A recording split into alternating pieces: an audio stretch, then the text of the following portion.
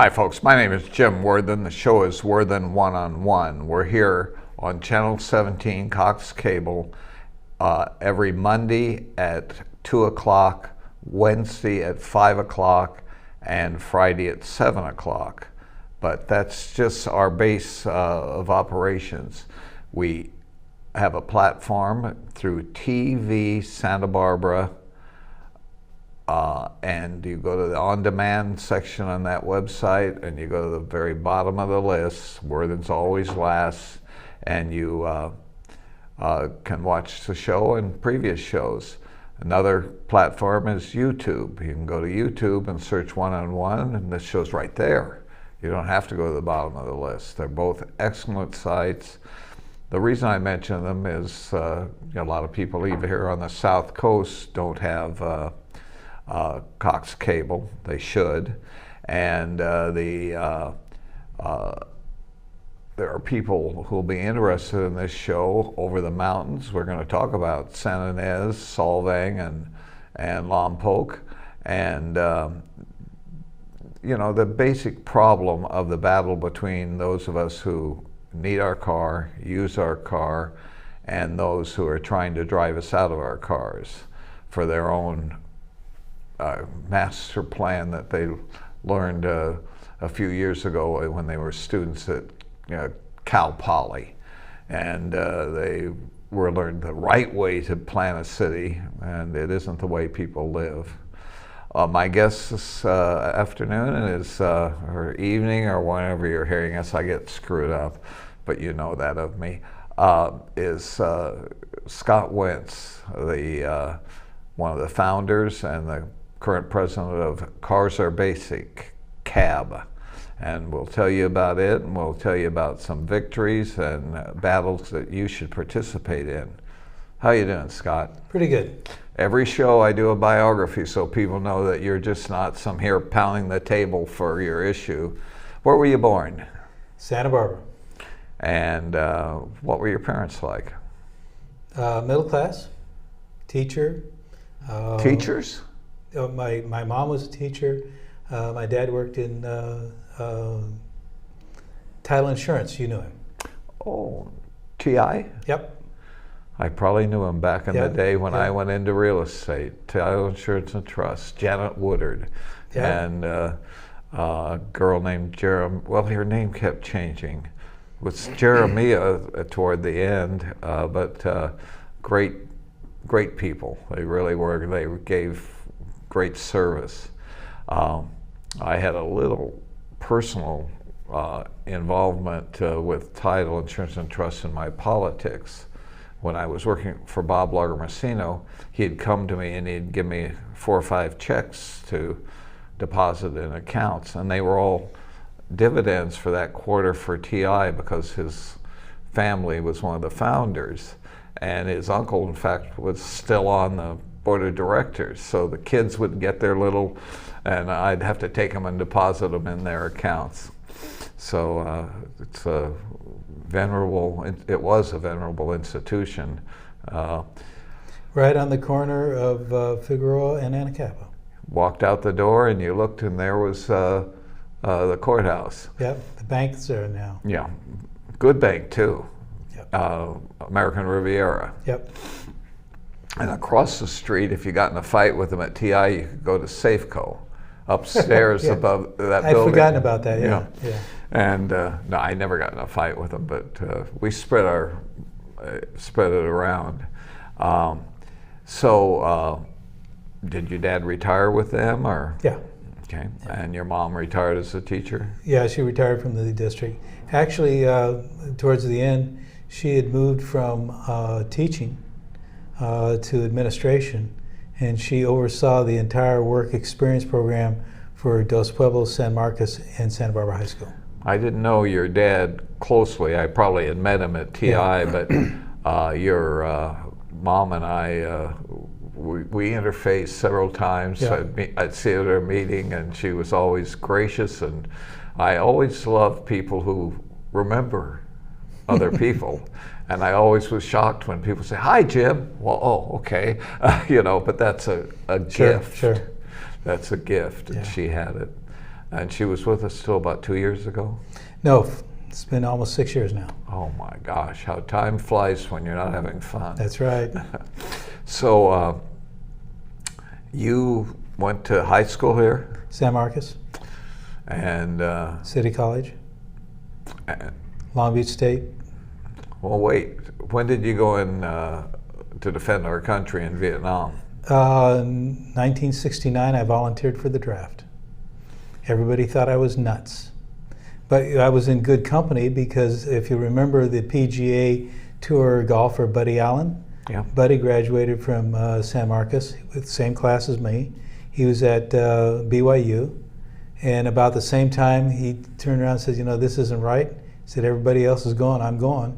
So when I finished my degrees at Long Beach, I turned around the draft board, I said, it's time. I came from a military family background going back to the Revolutionary War, but I never served because my draft class came up in 1958 and they took like 300 men. Sure, sure. And then it came back up in 1963 or 4 and they drafted 70,000 men in my class, but I had a 2-year-old daughter. There you go. And there you go. So they didn't want to take me. And well, so, my family is kind of a I did ROTC though, so I know a gun. my family is kind of military. My grandfather served in the Navy in World War I and spent 48 hours in the Atlantic Ocean after his destroyer was torpedoed. Then my dad flew the slot Navy bombers during World War II. I misspoke, and you didn't stop me as an old warrior. I said my gun. No, this is my rifle. This is my gun. One is for fighting. One is for fun. Wasn't gonna go there, Jim. Boy, you'd get slapped around by the drill sergeant when you even in high school ROTC if you made that mistake. let me tell you, when I went into the draft at 25, I was older than my drill instructor. I was older than my company commander. There was only one person that I wasn't older, and that was senior drill instructor Lackland, and he was from Korea. I had an incident touring the USS Guadalcanal in San Francisco Bay with my wife, and we went on board, and as we went on board, young ensign saluted us, and we got on board, and she said, they're so young. I said, dear, they don't send old men to fight a war. I remember that after 9/11, I went down to the recruiting office, and I said, prior military, can you use me? And he goes, yeah. He said, sit down and fill it out. And I got done filling it out, and I said, not only that, but I have an advanced degree in exercise physiology, so I can work in the medical corps. He says, even better. He picked up the application. He said, sir, I can't take you. He said, you're over 65. Oh. And I looked at him, I said, I'm not asking to carry a rifle, I'm asking to patch people up.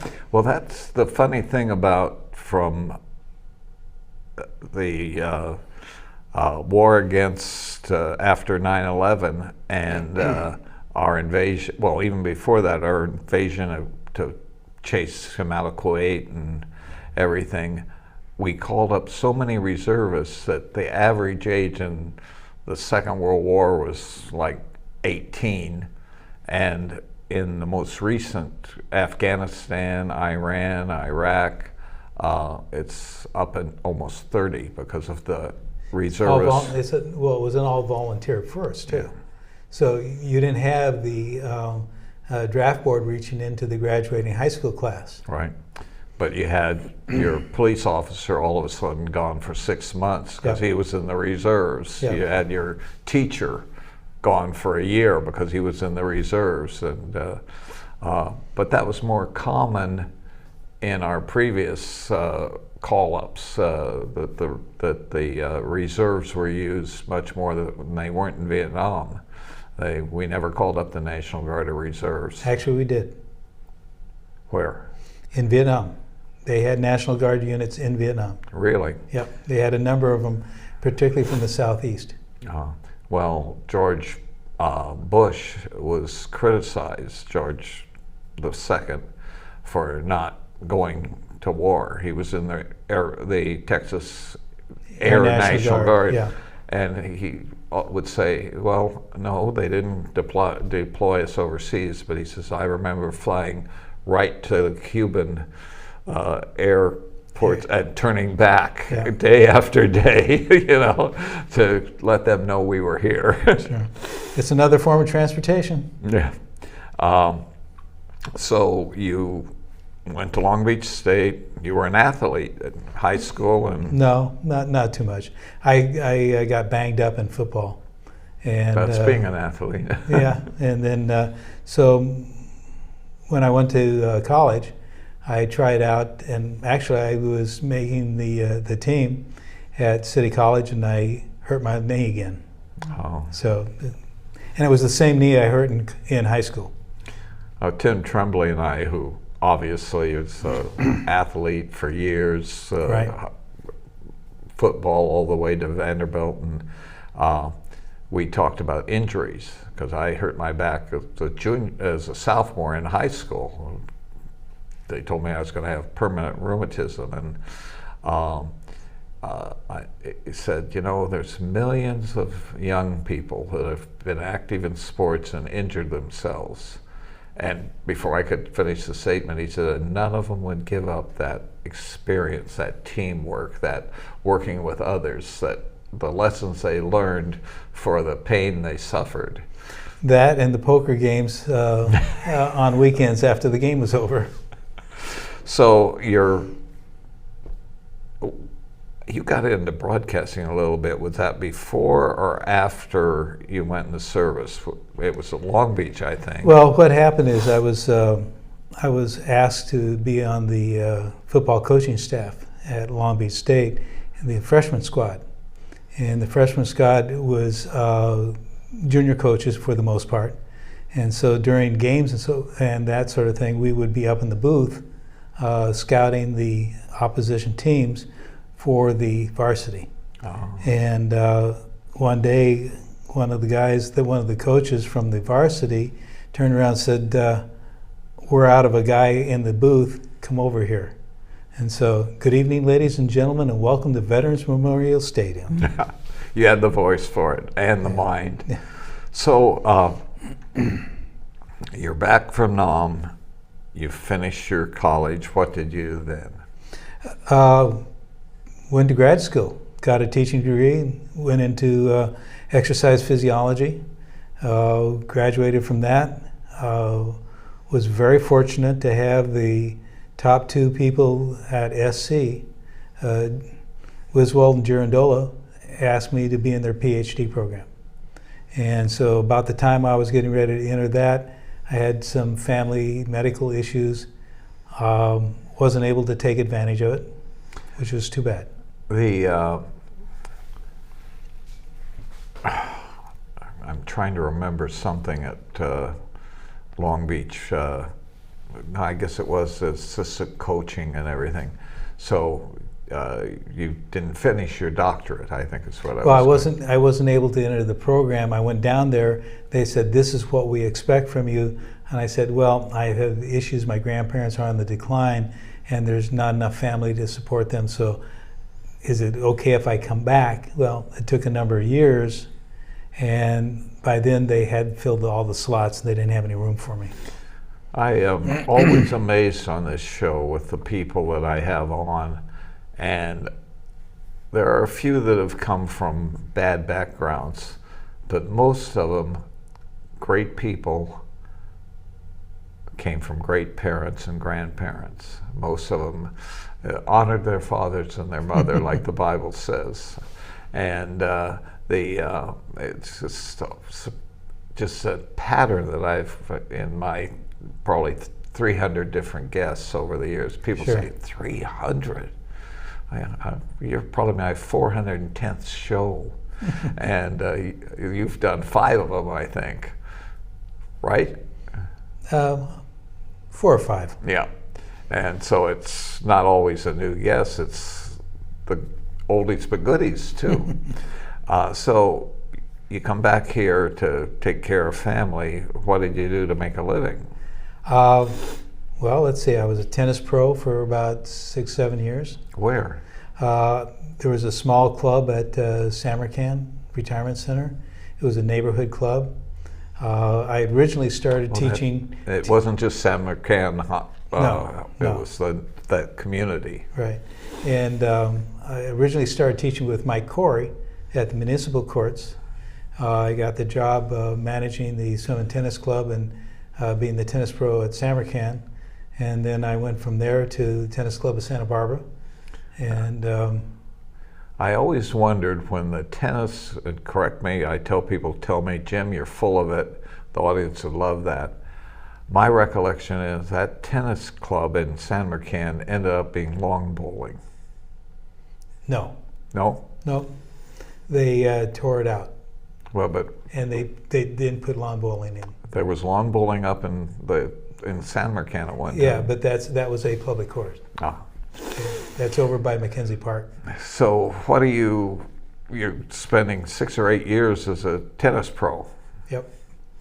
Teaching people, and you mentioned a pretty famous name there that you worked with. They've named some things after him. Mike Corey. Corey, yeah. Mike was a great guy. He was a very good teacher. Wow. And I went from there to learning more about tennis. So you end that career. Right. How do you support yourself? And now? Well, I decided it was time because my body was breaking down. Teaching tennis is not the easiest sport in employment in the world. And I broke my left shoulder wrestling at Long Beach State. Mm-hmm. And I'm left-handed. And after about 5 years, the shoulder started really bothering me. And I got to the point where I really didn't want to go out. I enjoy teaching. I love teaching. I'm good at it. But the body said, Nate, you swing another tennis ball and you're in trouble. Yeah, a friend I'm going to introduce you to, Steve Jeremiah, retired from being running a packing house and growing for the family lemons down in Fillmore. He retired and he became tennis coach at Santa Barbara High, soccer coach at Santa Barbara High, and he's still having operations and things on his hip. And yeah. I always thought that was only for Italians, because all my Italian friends had hip replacements, knee replacements. Well, when I moved on to being a researcher at Cottage Hospital and at Sampson Research Foundation, and found out there wasn't a lot of money in research unless you were a top doc. And now, you did that after tennis? After tennis, yeah. And that was one of the first times I started getting involved in transportation. Is because Tell me what you researched at the hospitals. I was at Cottage MR. I was doing MR spectroscopy for 4-compartmental body composition measurement. At Sampson, I was doing gestational and type 2 diabetes under Los Jovanovich, and both of them were great jobs. I loved them. Again, there wasn't a lot of money in it, though. Yeah. Now, the diabetes, you were dealing with congenital and... No, gestational diabetes and type 2. Gestational diabetes is the pressure that's put on the female body carrying a fetus. And weight. Well, not just weight, but it's also the pressure of supporting the fetus. Yeah. And a lot of women will have, not a lot, but a number of women will go into type 2 diabetes. Mm-hmm. And then just looking at type 2 diabetes in general, you could find out that most of it can be handled with exercise and diet. Yeah. Yeah, I have had some friends that you'd be at lunch and they had to take a shot. Now that's a different kind of diabetes. That's a type 1. Yeah. But most of the other is our own abuse, maybe not pregnant women, but men with the type 2 diabetes. Sometimes it's because they're 50 pounds overweight and not exercising. Is that right? Yep. Yeah. Blood pressure. I have friends that can't believe my age. My blood pressure's average is like 110, 115 over 70 Yeah. to 80.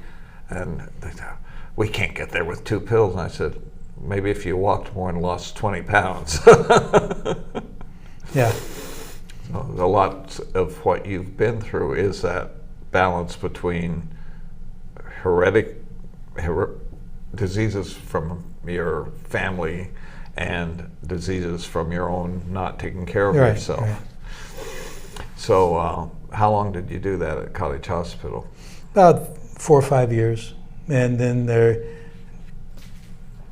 was a difference of agreement where Cottage Hospital wanted to go, and the research team was disbanded, which was too bad. I was having a great time. I was poorer than church mouse, but I was having a great time, and I was around really bright people. And the old saying is, if you're around bright people, you go up. That was very true. How? What year was that? Oh, I don't know. Let's see. About the time they started. 1990. You know, about the time they started completely reorganizing Cottage Hospital into a major hospital. We're lucky to have it in Sanson and Riddletree, you know, but that's when they began to build that. I told somebody the other day, meet me next to the Santa Barbara Health Foundation over there, right before you go up Highway 154. They said, what? Oh, I said, no, that's Sanson now. You know, so we've seen quite a change. Of the 2 emergency rooms I've been in, one was St. Francis Hospital. Right. Did you ever interface with that hospital? No. Catholic, huh? No. That's what I mean, not Catholic. No, it's kind of interesting that one of the issues that CAB has had with the Cottage Hospital redo is they put in, under pressure from the city of Santa Barbara, bulb outs all around Cottage Hospital. You really want to get into CAB now, and I'm having so much fun tearing your history apart. Yeah. So tell us, you said about the end of your time at College Hospital, you began to get involved in transportation. Yeah.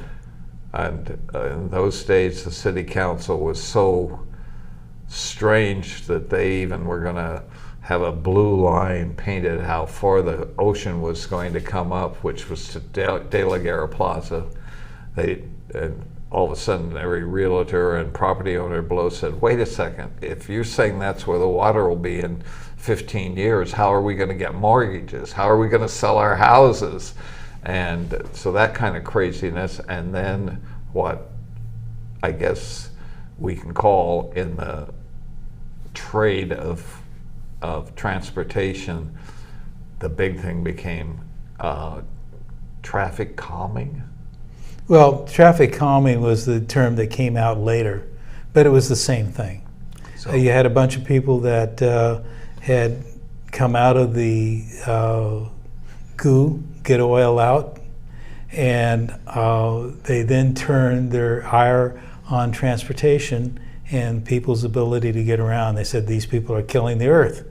Well, it was kind of interesting that by the time the CAB was formed, majority of the issues of air pollution were being dealt with by technology.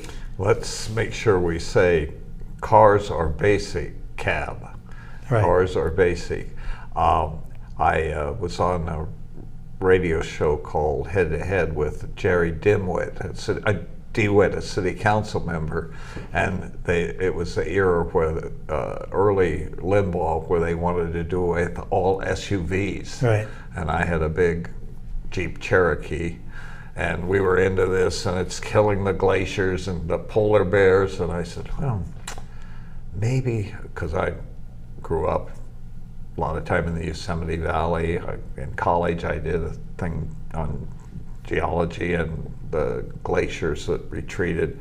And I said, maybe that's why those glaciers retreated 8,000 years ago from the Yosemite, just 8,000 years ago from the Yosemite Valley, because of my Jeep Cherokee, huh?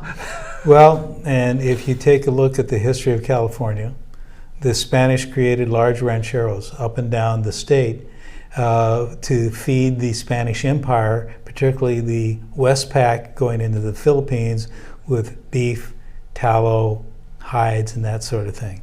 And guess what? They're faced with a massive drought, just like what we're being talked about today.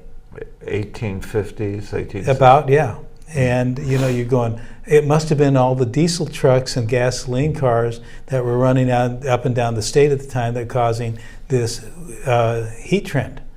Well, guess what? That wasn't that. And you kind of have to laugh at these people because they are so, it's not that they aren't concerned, it's not that they aren't compassionate people, but they only want to look at one thing. Yeah, and they don't look at the facts regarding it sometimes. That's right. That drought era, there was a terrible, what we call Santa Ana's sundowner, and I guess it's still rated as the highest temperature recorded in the United States. Yep. Ship right off the coast of Goleta recorded it at 138 degrees or something. Yep. But the ranchers inland said it had to be 160 because it killed cattle, it killed sheep. And that's what happened to the Spanish. Yeah. It killed off their cattle. Yeah. So we get to this era of this wonk, we'd call them today, this kind of super environmental city that was, I always say, they rule by feelings, not by fact. They feel something is wrong, they feel something should be done, but they don't deal with the facts. And you've had that battle for 25 years. Yeah, feelings are not facts, and just because you're elected doesn't mean you're right. True. So you got involved with several other people. Name some of the people who were part of the founding. Vachel Barnes, Alex Salcido. And Alex, by the way, is a very interesting story because he came from really dirt poor Mexican family. And I mean Mexican because their family came from Mexico into New Mexico, and then they came to California. So here's Alex from very poor background, and when he unfortunately passed away a few years back, he was a multimillionaire. Yeah. I mean, here's a guy mainly in real estate. Yeah, and so there was Alex, and then there was Tom Becker. Tom is a absolute genius when it comes to engines, and he understands numbers. He's very good with numbers. And then there was myself, and wasn't the guy who owned, I think, be Ace Hardware today? Wasn't there a merchant involved too? Oh well, there was the wife of the owner of ABC Rentals at De La Vina, and right across from where the Taco Bell was, and she was our secretary. And so you're faced with this problem of what we call traffic planning. They were bulb outs and bumps. No bulb outs at the time. They were just narrowing the streets down and starting their bike path program. And didn't they want to put these bumps in the middle of the street to slow people up? No, not at that time. Okay. And this was at the very beginning of it. And we saw what had happened with the narrowing of downtown State Street. Yeah. And we pointed out that, look, we've been looking at your numbers, and your numbers in 1980 showed a whole bunch of bicyclists, well over 3,000 bicyclists on a daily basis. But guess what? It's dropping, and your own numbers show this drop in bicycle usage. This is 90 or so.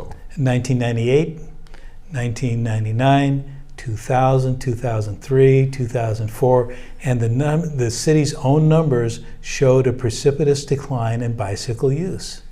Well, what caused the election of Dale Francisco, Frank Hodgkiss, and Michael Self? It was because of the very poor concept of bulb outs make pedestrians safer. There's not one major study in the world that we are aware of that proves that bulb outs make pedestrians safer. But we can prove using a article penned by Drusilla Van Hingel, PhD, former member of the Bicycle Coalition and a member of the City of Santa Barbara Transportation Planning, that pedestrians are at greater risk with bulb outs. Yeah, they're right out there where you can hit them. No, that's not it. How is it? Because when you have vehicles that have to take wider turns, they can't pay attention as much to the pedestrian, number one. And number two, the wider turn creates more speed. So if a pedestrian is hit, the greater speed caused by the design in the street now creates greater damage. Well, I was also told that the bulb out can ruin tires when a... Yeah, they can do that. Have you ever heard of anyone? Oh yeah, I have had one done. Yeah, me too. So. My brand new car, I made a turn and I didn't know there was a little bulb out over on right up one block off of State Street where that Mexican restaurant is and the cigar shop. Okay. They put this bulb out in and I turned with a car that had 150 miles on it and destroyed a wheel. Yeah. And I argued with Nissan that my Kick should get a free new tire because it was still in warranty, and they laughed their heads off. Rod Sumner was a limo driver and good friend of mine. Yeah. And he was going up Olive Street and caught the edge of the roundabout that they put in there and destroyed a $600 rim. Now that on Olive Street, isn't that a 2-lane residential street? That's right. And they stuck this phony... you see, they put a lip on it very similar to what you have on bulb outs. So when the car came around, that back tire caught it and the rim caught that lip and it destroyed the rim. And so the bulb outs were occurring about the same time they started putting in roundabouts. Yes. I found it interesting also that in a unguarded, you would call it an open mic issue, in an unguarded moment, Drusilla Van Hingel made the comment in front of city staff. What was her title? Alternative Transportation Coordinator. Okay, PhD from UC Irvine. As far as I'm concerned, didn't understand human nature. And so she made this comment about the Garden Street bulb outs because people were complaining about them being built. She said, well, we understand that it doesn't make pedestrians safer, but by building it, we force cars into the middle of the street and we hope to slow the traffic. So we have a person who was intentionally designing these, who used a false narrative of pedestrian safety, who then came out and said with an open mic going on that, by the way, it isn't about pedestrian safety, it's about trying to make cars difficult to drive. Well, it's strange how, and there's many bureaucrats that this happens with, even some presidents, that people don't realize what I tell everybody on my show, the mic's always on. Yep. It may not be, but always assume it's like the gun's always loaded. That's right. And Ron Reagan had fun with that by saying before a speech or something, a press conference, we'll start bombing in 5 minutes. Well, just terrified everybody that it was a joke. Yeah, it's so that's what's been going on. Okay, we're at fighting those and bringing in a new council who cut back on that. Okay, CAB was not involved in the political aspects of that. Members of CAB and myself supported members that were doing that, but CAB did not participate. No, and these candidates supported what CAB wanted. Right. So you had Randy Rouse, Michael Self, Frank Hotchkiss, and Dale Francisco. Right. They had a council majority. And people literally voted this majority in because of the anti-car street policies of the city of Santa Barbara. Similar policies that the council is now pursuing. Okay? So now you have a situation where these people were put in, they voted in an ordinance that states you may not put a bulb out on a primary arterial street or major accessory arterial. You mean like De La Vina? Exactly. So Santa Barbara Street. And so they passed it. They stopped the placement of bulb outs in the city of Santa Barbara. People, even on both sides of the aisle, said, wonderful, we're happy about this. We don't want to see these things ever again. And then they started saying, well, what about taking them out? Well, the anti-car people knew that by putting them in originally, they cost $50,000 to $150,000, $200,000 to put in. They did not have enough money to take them out, and the people know this. So when they're putting in bulb outs around town, even today, they know that they're so expensive to put in that the city of Santa Barbara probably does not have enough money to take them out, even if they can't be proven. Yeah, the one at De La Vina and Figueroa, when it was being constructed, I pulled over, and the whole crew was, I think, contractors from Orange County. Yeah. They didn't even hire local. Well, here's a good quote. Former Councilwoman Murillo, who was newly elected to the council. Wait, you kind of had a hard time saying her name. You mean Kathy Murillo, the former council and mayor? Yeah, okay. Councilwoman and former mayor. Okay. Was told specifically by the traffic engineer that particular bulb out corner that she wanted, and he stated, Madam Councilwoman, or the one I was talking about? Yes. De La Vina? Okay. That's right. The type of accident you want to prevent will not happen at this location because of the traffic pattern. She says, I don't care. And she voted, and the new majority, because Michael Self was no longer on the council, so it was a 3-vote against it, and the council majority for it. And they have never, and this is interesting, with all the... This brings us to about 12 years ago. Yeah, but it's interesting that with all the very smart people, like Eric Friedman and Snedden and Oscar Gutierrez, and I can keep going down the list over the years, they never once repealed the ordinance, and they've continued to put in bulb outs in violation of the city's own ordinance that they never repealed, and these people have no shame. They don't care that they're violating the law. Well, I have one of my sayings is, I don't like you insulting these people. I just don't like that. Why are you insulting people being smart? Because these people aren't. Well, no, there's a difference between being smart, and there's a difference between being, let's see, how do I put this politely? Being pig-headed, okay? They have decided they want a urban plan, and they don't care about the impact upon that urban plan, that the reason people want to live in Santa Barbara.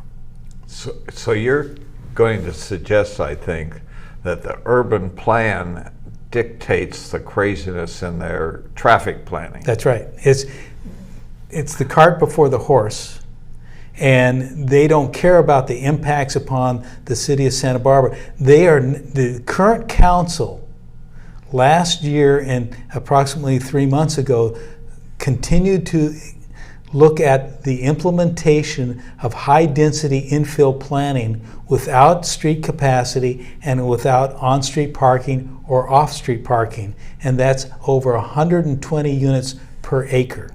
We are talking about the Granada building lining State Street.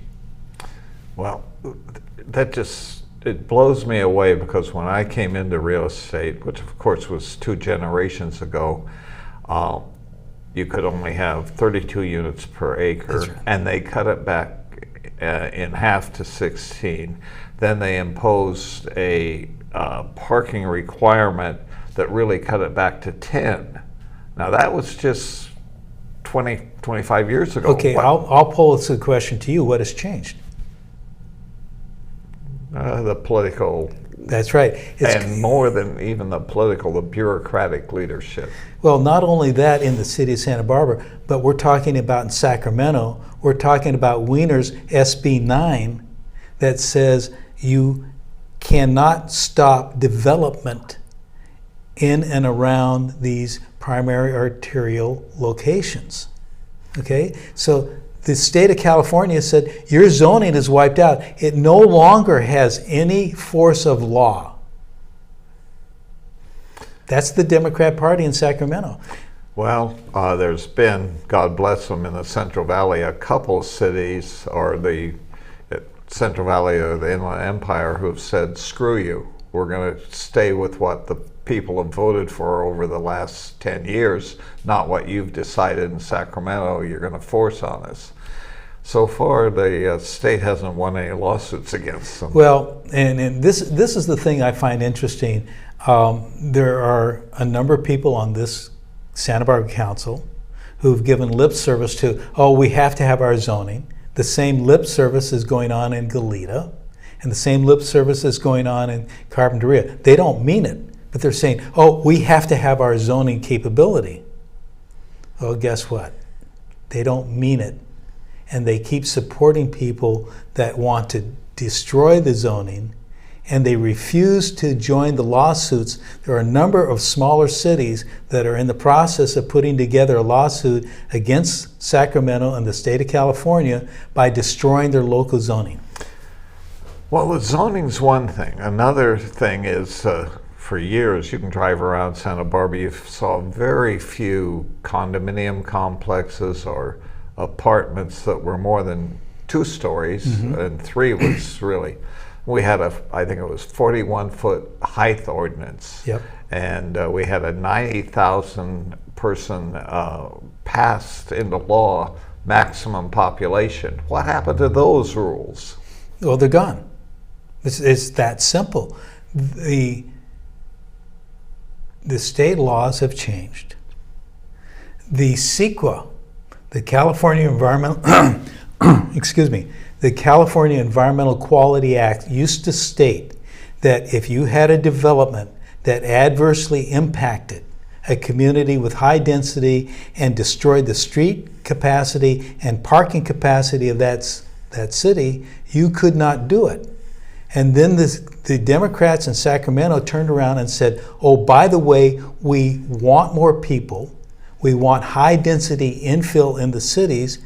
But wait, the CEQA that we passed, that was backed by the Democrats, we have to change. So they turned and they flipped CEQA 180%, and CEQA now says, we don't care whether or not you have capacity for the streets or what parking. What does CEQA stand for? California Environmental Quality Act. Oh, environmental quality. That's they right. flipped it on its... That's right. And so now you cannot stop a development because of density, because Sacramento has said in its infinite stupidity, we want high density. We don't care about, by the way, the impact on water. We don't care about the impact upon livability in the city. We don't care about that you are creating inner cities similar to Baltimore and Chicago and Detroit, all classic examples of inner cities that have failed over decades because they're not based upon human nature.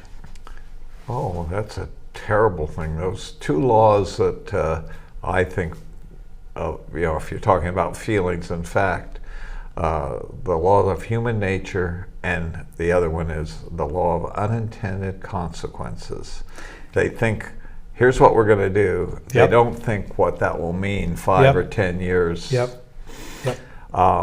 So how did they just as far as height limits, that shouldn't be affected by the state. How did they all of a sudden go to 60 feet? In fact, the police station is going to be 65 feet high. That's right, because the SB 9 and other ancillary documents, laws passed by the state of California have said you cannot stop the density infill. Well, there's only one way to do density infill that's over 120 units an acre, and that's by going up. So they not only wiped out our zoning, they wiped out other restrictions. That's right. And in the suburbs, or out of what used to be the business and apartment core, they made it possible for somebody who had a nice half-acre site with their house on it to put a sixplex behind it. That's right. In a residential area. That's next to right. the guy. Not only that, but they've also changed the state law that says you cannot stop a commercial development in an R1 zone. Wait, that's residential only. One house. That's right. Per That's right. 8,000 so square feet. if a homeowner decides they want to start a taqueria, or they want to start a daycare program right in the middle of your location, and they generate literally 30, 40 cars an hour coming to that location and parking all around the area, you can't stop them. So all of my studying and work for years in real estate, memorizing all these rules in R1, R2, R3, C2, CM. Yep. Yeah.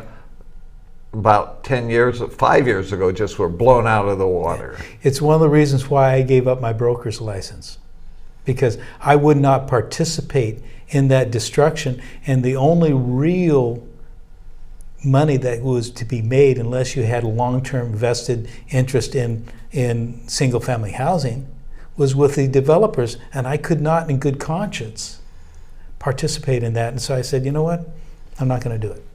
And so that also is probably because the more reasonable condominium complexes and houses have been driven to Goleta, the Lompoc, San Ynez Valley. Well, here's a question: is that reasonable?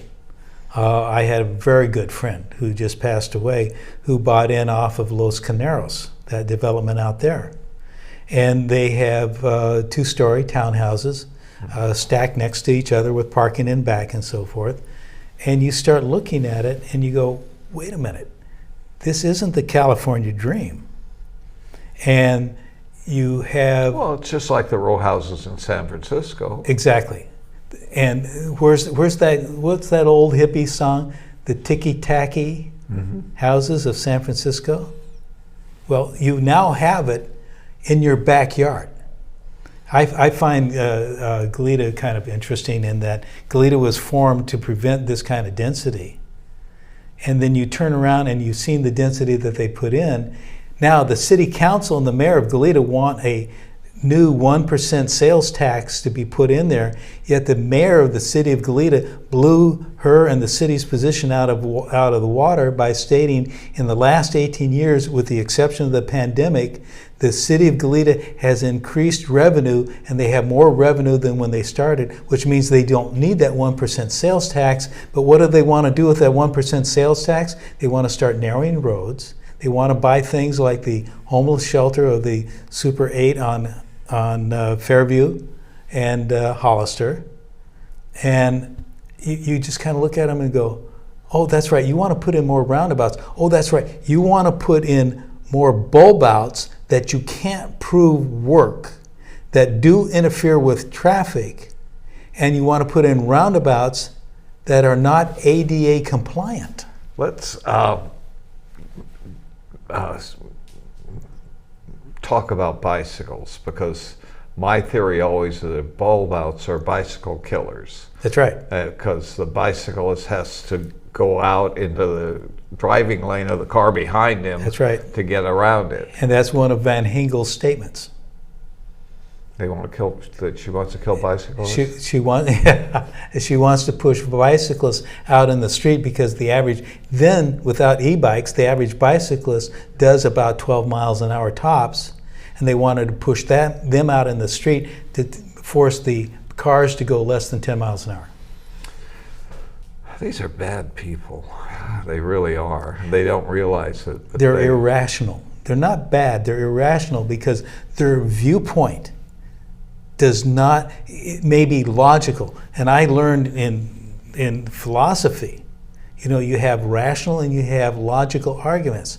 I can make a great logical argument to build a house below the high water line, but the minute the water comes in, it'll destroy the foundation. Yeah. That's a logical argument, and it could be a great house. The problem is it won't stand, and that's what these people are doing. SBK, the County Association of Governments, did an estimation on alternative transportation in the city of Santa Barbara, not in the county of Santa Barbara, just in the city of Santa Barbara.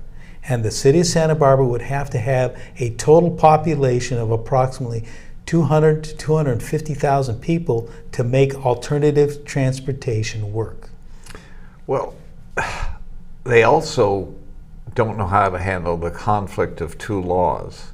We have bicycle paths on our streets, right, and we have a one-way street, and for some reason the bicyclists don't realize you can't go against the one-way on the bicycle path. It's there so you can go with the traffic. Well, in part that's a policing logistic. I mean, if you have a call, let's say the lower State Street area with the bars and restaurants has a huge call on the police resources, which means the residential areas and the one-way streets have fewer police officers on the street to enforce those. So the bicyclists know, hey, I can ride up here because there isn't going to be a cop here, and if there is, by the time I see him, I'll pull off into a driveway or I'll go on the sidewalk, and the cop's not going to stop because it's too difficult to enforce that. Wow. I'm going to give you a situation and you tell me what percent fit into this. People who ride bicycles on the sidewalk, in and off. Well, I would, of the total number of bicyclists, I'd say no more than 2 to 3%. Ride on the sidewalk? Yes. You have to understand that it's not an average item. It's the scofflaws and quite honestly, the homeless and the high school kids, they don't care. The homeless, you're going to throw me in jail? Okay, I get 3 squares. Yeah. Let's talk, we've got 5 minutes left. Let's talk about a victory in the valley and then the bicycle master plan that's going on that's going to affect streets in Santa Barbara even worse than they've done with Mitchell Terrena and Sola. Okay. Give me the victory in Solvang. The city of Solvang shut down Copenhagen Drive as part of the pandemic. Like State Street. Put parklets in and so forth. And then after it was over with and Solvang was coming back on a big way, the people came back and said, we'd like to get this open. And the anti-car people were saying, no, we want to keep it shut down because their intent was to shut down even more streets in Solvang. Well, one of the allies for opening up Copenhagen happened to be the farmers market because they wanted to go back over on First Street. So Cab went and spoke before the Solvang Council, and we were surprised to hear a majority of the people that were speaking before the council said, we don't want Copenhagen closed, we want it back up. What was the vote? Well, the council voted, I believe, is 5 people, 5 to 0? No, I think it was 5 to 2. Okay. Now, there's this new plan. It's called the Auburn Trail. Yeah. Explain what that is and how. The Auburn Trail is an attempt to use Santa Barbara and Santa Barbara County as a test case to create a recreational trail that originally was designed to loop around Goleta. It was a flat area and so forth. We'll have the Auburn Trail, and people will love it, and because people love That's it, for bicycles. they will come out with bicycles, okay? Then now the intent is to extend the Auburn Trail down through Modoc, down to Cliff Drive, up Cliff Drive, over the steepest grade in the city of Santa Barbara. City College, going up, yeah. Okay, we're talking over by Las Positas and Cliff, going up that grade, okay? And then going down over by City College. And now they're extending the Auburn Trail down the bike path, Jameson Lane, Ortega Ridge, and down to Carpinteria, down the Rincon grade, and they're having a massive problem, and they're having a massive expense in millions of dollars to create that bike path down through Ventura. Well, I've always maintained that these bike paths, and I've ridden bicycles, I was taught that it was great when you were 12 years old that you rode a bicycle like you drove a car, and you had the same right-of-ways, and you signaled, and but now it's the amount of money spent, diverted from our potholes, diverted from safe streets, to bicycles paths that may have whole week 100 people on. This was an intentional design by the Measure D extension called Measure A that finish that quickly. Okay, that in fact is diverting money that should be going into the streets and maintaining the streets. Now, how can people get involved with CAB, have this kind of education every week, and know what's going on? Well, they can look at that people. There's the people. There's the people. Okay, people.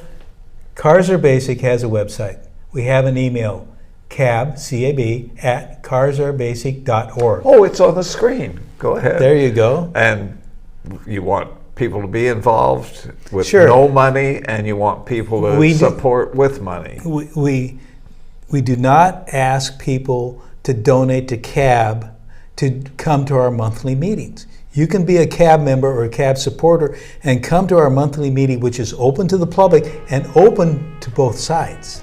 And CAB is nonpartisan. Nonpartisan. It's a 501 something. 501c3. So tax write-off. You don't get involved in politics. That doesn't mean politics doesn't get involved in you. That's right. That's right. Well, we never have enough time. That's why you come back. There you go. And I talk too much. Thank you.